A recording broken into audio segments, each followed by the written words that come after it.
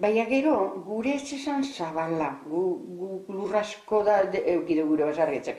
Eta orduan, 14 solo, batzu txikarrak izango ziren, baina beste batzuk ditu. 14 eta 16 solo, harto solo, eraitzen ziren. Orduan, ekainan eta maietzan eta ekainan eta ustalian bedarziku sartu eta iorrak eta inberzirenen, jente asko berzan. Eta horre pere baizagondo bekokok, baina hemen larrauri barrikeda, muga pasatzen dago, eta horko neskak eta andrak eta jornala irabazten etorten ziren, ez zeuden, diru askorik ez zeuden irabaziko, behi etorten zirenen, eguzkitzera behar, eta jornala izango zen orduan miserio, eta bezeta biedo iru izango ziren.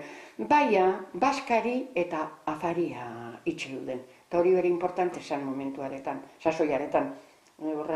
Berrogeitik eta berrogeta amarrera eta osten zuen bere bai behar horra ze falta, ze karentzia egoan, jateko eta gauzak eta zeren, gurdin lapikoko bat, jango zaten eta entzalada bat, eta gauen sarteneko bat edo taloaz. Baina, edo makailo pipergorrik ez, eta lau gauzak ama preparatu izan. Baina horri larrauriko guretzat, etxeko moduko kixen dire.